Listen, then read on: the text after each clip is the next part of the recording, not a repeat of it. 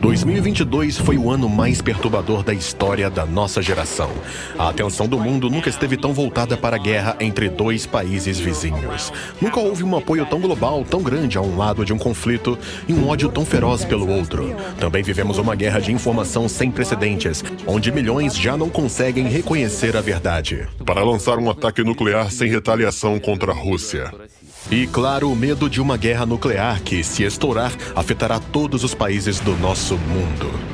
É difícil acreditar, mas as antigas profecias das Escrituras previram muitos eventos globais que a humanidade custou a sobreviver nas últimas décadas, e o que aguarda o nosso planeta no futuro próximo. Hoje vamos tentar desvendar esse grande mistério. Haverá muita informação e nem sempre fácil de entender, mas quem assistir até o fim receberá um conhecimento muito além do que a mídia atual oferece. E, como sabemos, quem tem a informação controla o mundo, ou ao menos a própria vida.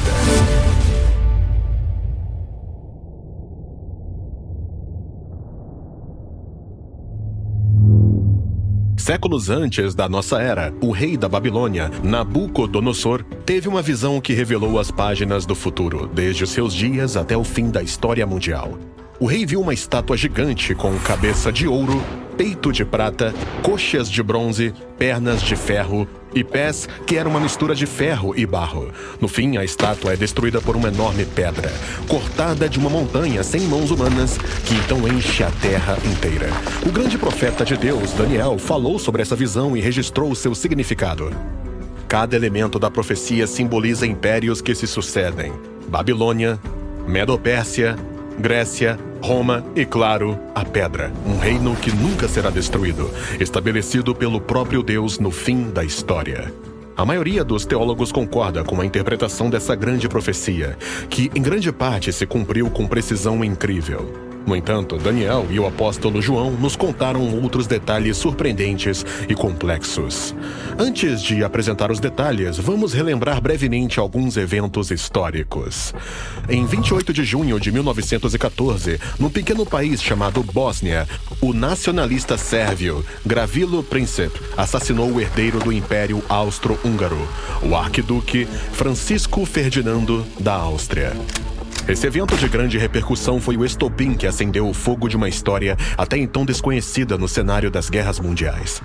No início do século XX, 3 impérios poderosos, britânico, francês e russo, formaram uma aliança defensiva contra um império ressurgente muito forte, chamado em alemão de Segundo Reich. Qual é a origem desse império? É uma pergunta interessante, e para respondê-la, vamos explorar mais detalhes da antiga profecia de Daniel. Haverá um quarto reino, forte como um ferro. Esse reino vai despedaçar e esmagar todos os impérios anteriores, assim como o ferro quebra e esmaga tudo o que atinge. Essa é a descrição do Império Romano. Extraordinário, forte como ferro, durando muito mais do que o novo Império Babilônico, que o Império de Alexandre o Grande e que o Império Medo-Persa. Mas a profecia continua dizendo: os pés e os dedos que você viu eram uma mistura de ferro e barro, mostrando que esse reino será dividido. Como ferro misturado com barro, ele terá um pouco da força do ferro. Mas embora algumas de suas partes sejam fortes como o ferro, outras serão fracas como o barro. Muitas vezes, pregadores que ensinam as profecias apocalípticas de Daniel confundem a descrição do que acontece após a queda do Império Romano nos capítulos 7 e 2. Se lembrarmos, no capítulo 7 do livro de Daniel, o Império Romano também é descrito como uma besta terrível. Então, em minha visão à noite, vi uma quarta besta, aterrorizante, assustadora e muito forte. Ela devora e esmaga suas vítimas com enormes dentes de ferro e pisoteava os restos com os pés. Era diferente de todas as outras bestas e tinha 10 chifres. Quando olhamos para o que são os 10 chifres, porém, vemos o seguinte: seus 10 chifres são 10 reis que governarão esse império. Roma, então, é o ponto de partida da história moderna do Novo Testamento. Mas os 2 capítulos do livro de Daniel, ao descreverem esse império, destacam 2 detalhes históricos diferentes. No capítulo 7, vemos claramente como o Império Romano desmoronou sob a pressão dos bárbaros, e em seus fragmentos, reinos bárbaros se formaram. Mas quando lemos o capítulo 2, aqui as palavras da profecia são completamente diferentes. Não se fala de 10 reis, mas vemos o seguinte: Mas, embora algumas partes sejam fortes como o ferro, outras partes serão fracas como o barro. Como podem ver, não estamos falando de 10 reis aqui, mas do fato de que o forte reino de ferro, o Império Romano, será substituído por outro reino. Ele é diferente, em parte forte, em parte frágil. Que tipo de reino é esse? De qual império estamos falando? Se olharmos o que houve após o Império Romano se desintegrar em 10 estados bárbaros, o capítulo 7 de Daniel também prevê a tentativa de Justiniano, no século VI, de reunificar o Império. Essa tentativa foi frustrada pela primeira pandemia de peste mundial, que dizimou metade de Constantinopla e do exército de Justiniano. Depois disso, a Europa mergulhou no caos da Idade das Trevas. No século VIII, um novo império surgia na Europa Ocidental, o Império de Carlos Magno. Na cidade de Aachen, o Papa coroa Carlos Magno como imperador. De fato, toda a Europa moderna é fruto das ações desse governante. Após sua morte, o império foi dividido entre seus 3 filhos, resultando na formação de 2 estados: a França, que virou monarquia absoluta, e a Alemanha. E é o território da Alemanha que passa a ser chamado de descendente de Carlos Magno. Em 1962, Otto o Grande foi proclamado imperador do Sacro Império Romano. O império não era monolítico como o Império Romano. Era formado por principados que elegiam um imperador, mas no início do século XV já ocupava metade do mundo, pois os imperadores da dinastia Habsburgo herdaram um trono espanhol junto com tudo da Espanha no Novo Mundo, a América Latina.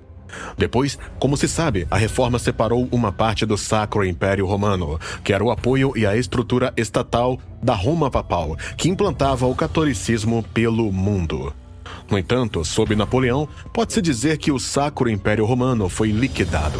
Mas só em parte, pois nem todos gostaram que Napoleão, autoproclamado imperador, tenha decidido eliminar o Sacro Império Romano. Em 1870, o rei prussiano decidiu entrar em guerra contra um descendente de Napoleão, o imperador Napoleão III. A Guerra Franco-Prussiana estourou. O interessante é que foi ideia do grande chanceler alemão, Otto Bismarck, restaurar o império e proclamar o rei prussiano como novo Kaiser. Com essa divisão de poder, o recém-formado Império Alemão e o tradicional Império Austro-Húngaro entraram em oposição aos impérios coloniais britânico, russo e francês. As forças se juntaram num gigantesco barril de pólvora. Tudo o que restava era uma faísca, e ela foi encontrada. O protagonista desse cenário histórico foi um pequeno estado eslavo, chamado Bósnia. Como resultado desse estopim, estourou a Primeira Guerra Mundial, que tirou mais de 10 milhões de vidas e levou à destruição de impérios. Em 1919, os impérios alemão, austro-húngaro e russo deixaram de existir no mapa mundi, cumprindo a profecia bíblica. Mas, enquanto algumas de suas partes forem fortes como o ferro, outras serão fracas como o barro. Foi novamente assim que o Sacro Império Romano tentou se criar, se fortalecer e se recriar novamente. Então, o versículo 43 acrescenta ainda mais detalhes. Essa mistura de ferro e barro também mostra que esses reinos tentarão se fortalecer, formando alianças uns com os outros através de casamentos. Mas eles não permanecerão unidos, assim como o ferro não se mistura com barro. É interessante notar que a Primeira Guerra começou cerca de uma década após a morte da imperatriz mais longeva do Império Britânico, a Rainha Vitória. Ela fez de tudo para que o mundo ocidental inteiro vivesse em paz. O reinado da Rainha Vitória foi uma era de prosperidade, quando o Império Britânico se tornou a fábrica do mundo. A Rainha Vitória teve incontáveis netos e bisnetos que estavam prestes a formar a família. Por isso, o Kaiser da Alemanha, Guilherme, o imperador da Rússia, Nicolau II, e o neto da Rainha Vitória, Jorge V, eram primos. Infelizmente, mesmo com os laços familiares, os povos governados por esses 3 primos não escaparam de uma guerra sangrenta na qual se atacaram de forma desumana. Assim, a Primeira Guerra Mundial e o seu desfecho são o cumprimento da profecia de Daniel, escrita no capítulo 2, versículo 45. Mas, como sabemos, a história não acaba aí. E a parte mais intrigante só está começando.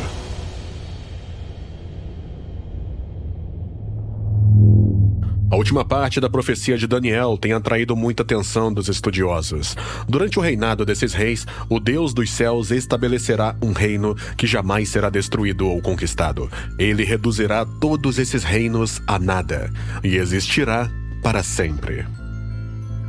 Estamos falando da segunda vinda de Cristo, o evento final da história da humanidade, segundo a fé cristã, que, pela cronologia da profecia de Daniel, não poderia ter ocorrido antes do fim de 1918.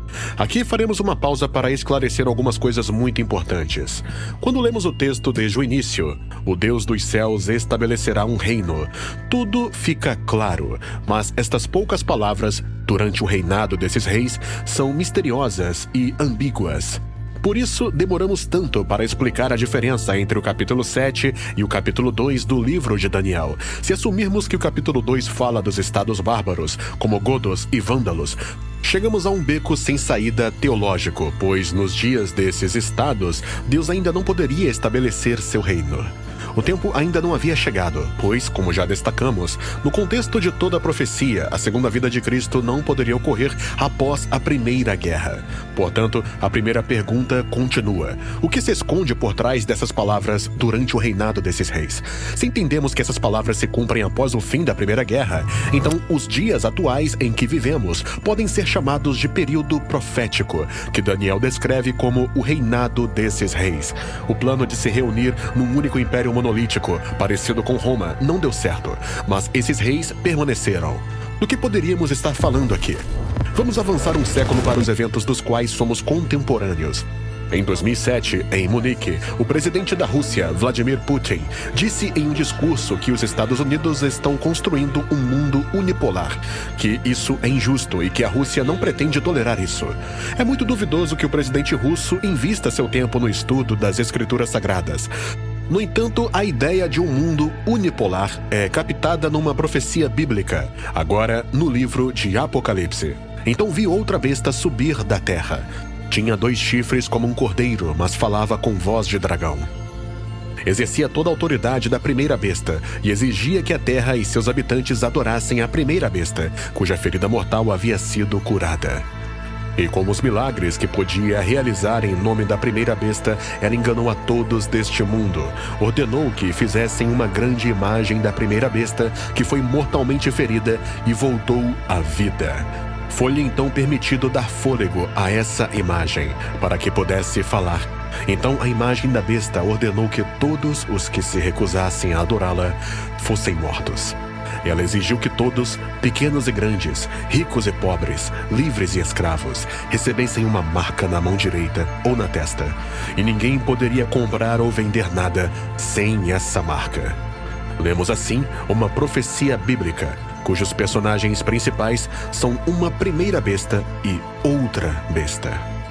Para quem não entende o que a primeira besta simboliza, recomendamos assistir ao vídeo Anticristo, Quem é Ele?, no nosso canal, onde nós aprofundamos neste tema. Em termos gerais, podemos dizer que estamos falando do sistema papal romano, cuja base de governo era o Sacro Império Romano.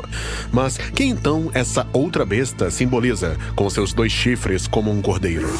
Prestem atenção num detalhe. No fim do texto, essa besta recebe a característica de fazer algo para que ninguém possa comprar ou vender nada.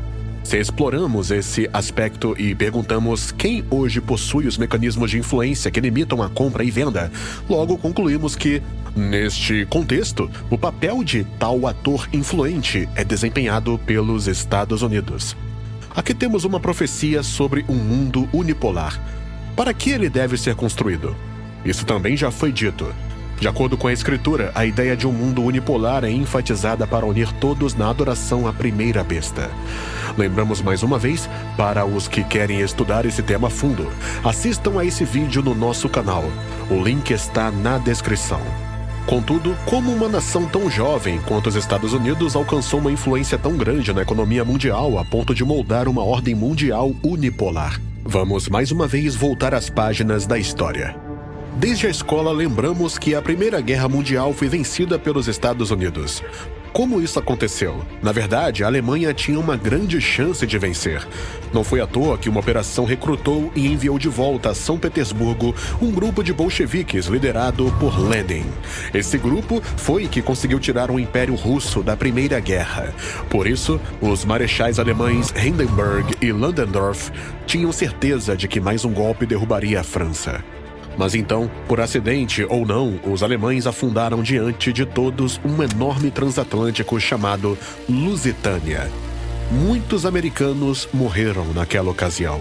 Como resultado, as fortes divisões americanas chegaram ao solo francês e a exausta Alemanha simplesmente não teve forças para enfrentá-las. Depois veio a Revolução, a fuga do Kaiser para a Holanda e a sua abdicação do trono. O resultado foi a assinatura do Tratado de Paris, que colocou a Alemanha em terríveis condições de escravidão. E é por isso que em 1933 chegou ao poder um homem que queria trazer de volta a glória do Reich. Seu nome era Adolf Hitler. Mas o que antecedeu o seu surgimento no cenário da história? O fato é que os Estados Unidos não venceram a guerra só com esforço militar. Na verdade, o esforço militar foi mínimo, mas os recursos financeiros foram imensos. Durante a Guerra Mundial, o Império Britânico, a França e a Rússia se tornaram devedores dos Estados Unidos. E as dívidas, como sabemos, precisam ser pagas. E esse fardo foi colocado sobre a Alemanha. Assim, em 1920, os alemães andavam com sacos de marcos, e um simples pãozinho custava 3 bilhões de marcos. Para sair dessa inadimplência terrível, o governo da República de Weimar também decidiu pedir dinheiro emprestado. Mas a quem? Aos Estados Unidos, claro. Foi assim que o ciclo da política e da economia se desenrolou. Os americanos emprestavam dinheiro aos alemães, que devolviam como reparações aos britânicos, e os britânicos o pagavam de volta à América. Em 1929, o sistema financeiro americano não aguentou e a Bolsa de Valores de Nova York quebrou. Com isso, os americanos disseram aos alemães que não tinham mais dinheiro para emprestar, e os alemães elegeram Hitler, e tudo voltou ao que era antes. Começava a segunda etapa da Batalha dos Impérios, ou seja, de novo o desejo de restaurar o Império Alemão e de novo uma guerra mundial. E esta já era uma guerra realmente aterrorizante. Os americanos não se safaram facilmente dessa vez, porque outro império entrou na briga, o Império Japonês. Se alguém acha que a Segunda Guerra Mundial começou em 1º de setembro de 1939, isso é só parcialmente verdade. Na verdade, a Segunda Guerra começou em 1931 com a invasão das tropas japonesas ao território chinês na Manchúria. Depois disso, veio o terrível massacre de Nanquim e outros eventos sangrentos que já haviam ocorrido no Extremo Oriente. Os Estados Unidos entraram na guerra em dezembro de 1941, o que, aliás, salvou Moscou. Isso porque os japoneses quiseram atacar Pearl Harbor e, em resposta, acabaram sendo atingidos por 2 bombas atômicas. E quem venceu a guerra? Os Estados Unidos. Como resultado, a União Soviética está em ruínas, a Europa em ruínas, o Japão em ruínas, e todo o dinheiro numa quantia absurda voltou para a Reserva Federal. Já ali, os Estados Unidos começavam a subir ao Olímpio das potências mais poderosas do mundo. E é claro, primeiro de tudo, Joseph Stalin não gostou nada disso. Em 14 de junho de 1950, tropas lideradas pelo novo líder da República Popular Democrática da Coreia, Kim Il-sung, invadiram o território da República da Coreia. Uma guerra de 3 anos havia começado. Do lado norte-coreano, voando com marcas chinesas, estavam os caças MiG-15 soviéticos, pilotados por aviadores cujos rostos eram bem diferentes dos traços orientais tradicionais. Eram Aces, pilotos veteranos da Grande Guerra Patriótica. Eles abatiam caças americanos Sabre. Joseph Stalin se preparou muito bem para a guerra. Ele não colocou todo mundo que pôde no Gulag sem motivo. Ele queria construir uma ferrovia na tundra até o Cabo Deshnev, em Chukotka, para que de lá os tanques T-34 pudessem ser levados ao Alasca. Mas faltou pouco, pois ele morreu em 9 de março de 1953. 3 meses depois que a ameaça de uma terceira guerra mundial foi evitada, o conflito passou de hostilidades ativas para a Guerra Fria. Esse período seguiu pelo século XX até 1991, quando os recursos exaustos da economia comunista não sustentavam mais a corrida armamentista. Muitos cidadãos soviéticos sentiram isso na pele devido à grande falta de produtos nas prateleiras das lojas. Por fim, o sistema ruiu e o Império Soviético caiu no esquecimento, assim como os impérios britânico e francês. Com isso, todas as barreiras caíram, o que permitiu o início da intensa construção de uma ordem mundial unipolar.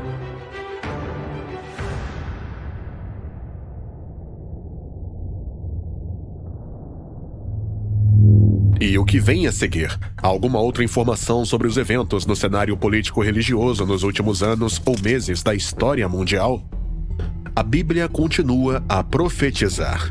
No tempo do fim, o rei do sul atacará o rei do norte. O rei do norte avançará com carruagens, cavaleiros e uma grande marinha. Ele invadirá várias terras e passará por elas como uma inundação. Então, no fim da história do mundo, o rei do sul lutará contra o rei do norte. Que tipo de reis são esses? Na Bíblia, o rei do norte é a Babilônia e o rei do sul é o Egito. A Babilônia, no Velho Testamento, é a capital do paganismo. No Novo Testamento, ela se torna a Roma papal. E claro, quando a Roma papal, a besta de 10 chifres e 7 cabeças, completa sua jornada, o bastão da Babilônia é passado para a besta com chifres de cordeiro, que toma a forma do Cordeiro de Deus, mas fala como o dragão e busca que todos obedeçam à primeira besta do Vaticano.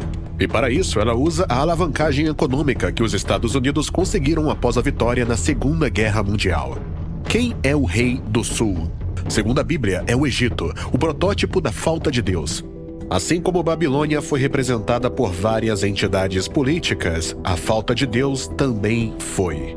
Num certo ponto, foi a França pré-napoleônica e napoleônica. Depois, por meio de Lenin, o bastão passou para o que o Império Russo se tornou, a União Soviética.